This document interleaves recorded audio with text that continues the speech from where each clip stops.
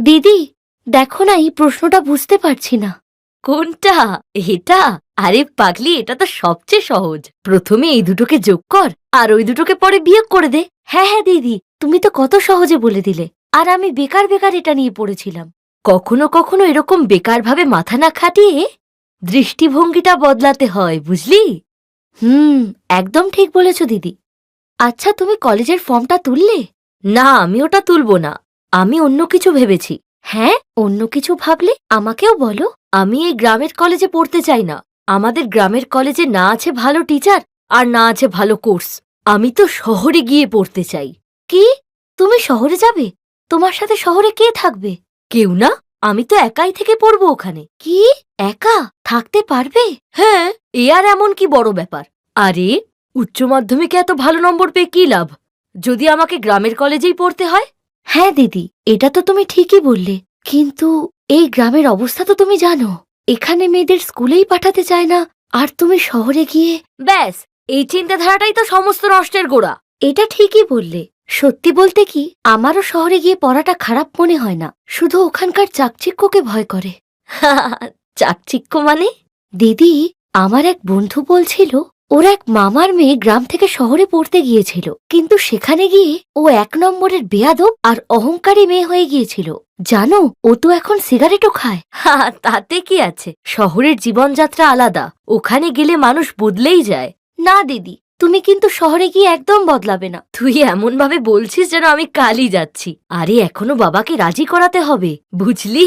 চিন্তা করো না, আমরা দুজন মিলে বাবাকে ঠিক মানিয়ে নেব। সীমা আর মালা আপন বোন ছিল। সীমা ছোট ছিল আর মালা বড়। দুজনেই পড়াশোনায় খুব ভালো ছিল। মালা খুব ভালো নম্বর পেয়ে উচ্চ মাধ্যমিক পরীক্ষা পাশ করার পর এখন শহরে গিয়ে বিকম পড়তে চায়। ওর বাবা গোপালচন্দ্রের গ্রামে অনেক জমি ছিল। তার মালাকে শহরে পড়তে পাঠানোর সাধ্য থাকলেও তাকে রাজি করাটা অতটাও সহজ ছিল না।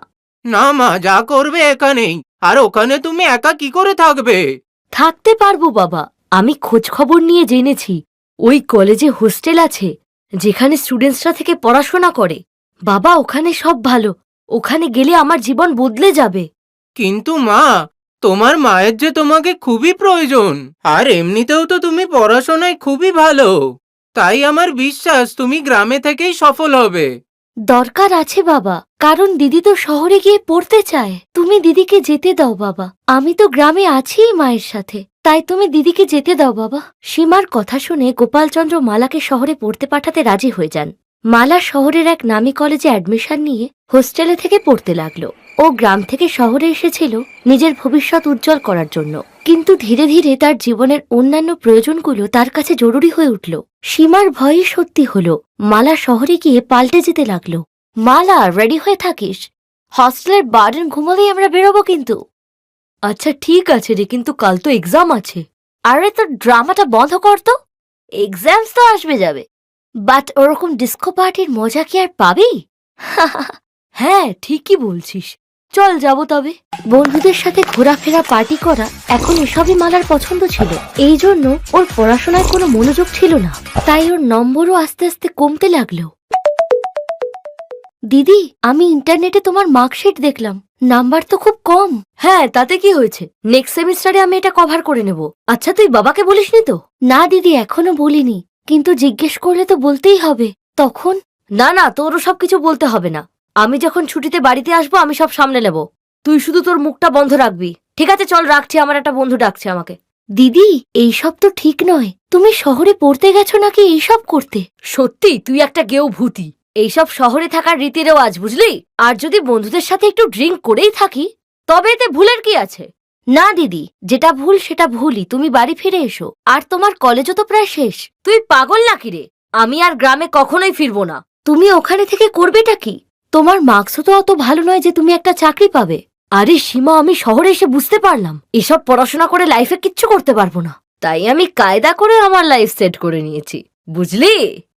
মানে? দেখ, আমার কলেজে একটা ছেলে আছে, রাজীব। ও আমার পেছনে পুরো পাগল। এবার এই বড়লোক বাবার ছেলেটাকে বিয়ে করতে পারলেই আমার পুরো লাইফ সেট। কি? এইসব ভেবে তো তুমি শহরে যাওনি? তুমি তো তোমার ভবিষ্যৎ গড়তে গিয়েছিলে। আর এমনিতেও বাবা এই বিয়েতে রাজি হবে না। না মানলে না মানবে, রাজীব তো আমার যে কোনো অবস্থাতেই বিয়ে করতে রাজি। আর কেরিয়ার, বড়লোক বাড়িতে বিয়ে হলে কেরিয়ার নিয়ে আর কে ভাবে? আমি তো বলছি এবার তুই নিজের বুদ্ধির পরিচয় দে। শোন, ওইসব গ্রামে থেকে তোর কিচ্ছু হবে না। চলে আয় আমার সাথে শহরে, তোর পুরো লাইফ সেট করে দেব। না দিদি, তোমাকে অনেক শুভেচ্ছা রইল, আমি গ্রামেই খুশি। এরপর মালা তার পরিবারের বিরুদ্ধে গিয়ে শহরে বিয়ে করে ফেলল। তার স্বামী রাজীব তার বাবার ব্যবসা সামলাতো। এক ধনী পরিবারের বউ হওয়ার পর মালা আর ফিরে তাকায়নি, এমনকি সে কাউকে তার বাবা মা এবং বোনের ব্যাপারেও জানায়নি। ও চাইতো না যে গ্রামে থাকা তার পরিবারের ব্যাপারে কেউ জানুক, আর এই ব্যাপারটা নিয়ে তার রেপুটেশন খারাপ হোক। আর অন্যদিকে সীমা গ্রামে থেকে শুধু তার পড়াশোনাটাই শেষ করলো না, বরং সে তার নিজের সাথে সাথে তার গ্রামের ভবিষ্যৎ উজ্জ্বল করার চেষ্টা করতে লাগলো। সে গরিব বাচ্চাদের পড়ানোর সাথে সাথে কৃষকদের কৃষি বীমা যোজনা আর কৃষি বিজ্ঞানের উন্নতির ব্যাপারেও বলতে লাগলো। মা সীমা, তোমার জন্য তো আমাদের গ্রামের চেহারাটাই বদলে গেল। সত্যি গোপালচন্দ্রবাবু, আপনার মেয়ে সাক্ষাৎ সরস্বতী। কিন্তু সীমাকে আশীর্বাদ করার সময় ওর বাবা গোপালচন্দ্রের চোখে জল ছিল। সীমা তার বাবার মনের কথাটা বুঝতে পারল।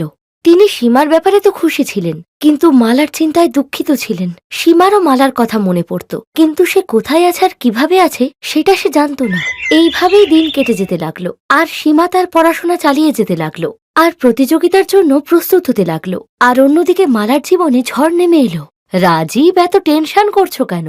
পয়সার ব্যবস্থা তো কোনো না কোনো জায়গা থেকে হয়েই যাবে। কি করে হবে? কিভাবে হবে? আমার কোম্পানি যে ডুবতে বসলো, আর তুমি কিনা আমায় মিথ্যে আশা দিচ্ছ। আমারই ভুল ছিল যে তোমায় বিয়ে করলাম। বাবার কথা শুনলে আজ এমন হতো না।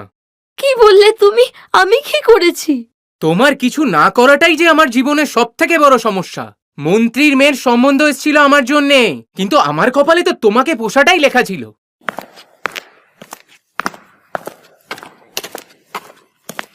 মালা, তৈরি হয়ে নাও, এক্ষুনি বেরোতে হবে। কিন্তু কোথায়? আমি জানতে পারলাম যে আমাদের ব্যাংকে নতুন ম্যানেজার জয়েন করেছে। শুনলাম লেডিস, তাই তুমি কথা বললে উনি মানবেন। এবার যে করেই হোক তোমাকে লোনটা মাফ করাতেই হবে। রাজীব আর মালা ব্যাংকে পৌঁছলো। ওরা খুব কষ্ট করে ব্যাংক ম্যানেজারের অ্যাপয়েন্টমেন্ট পেল। ব্যাংক ম্যানেজারের সঙ্গে কথা বলার জন্য রাজীব মালাকে একাই পাঠালো, কিন্তু ম্যানেজারকে দেখেই ওর চোখ ছানা বড়া হয়ে গেল। সীমা, তুই? ব্যাংকের নতুন ম্যানেজার আর কেউ নয়, ওর ছোট বোন সীমা ছিল। এত বছর বাদে আজ দুই বোন একে অপরের সামনে থাকলেও তাদের মধ্যে সব বদলে গিয়েছিল। সীমা লেখাপড়া করে ব্যাংক ম্যানেজার হয়েছিল, আর মালা ছিল ওই ব্যাংকের ঋণ গ্রহীতা। সীমা মালাকে দেখা মাত্রই তার চেয়ার থেকে উঠে তাকে জড়িয়ে ধরল। এই দেখে মালার অহংকার তার চোখের জল হয়ে ছুটতে লাগল, যদিও সে চাইলেও ওটা করতে পারেনি যেটা রাজীব তাকে বলেছিল।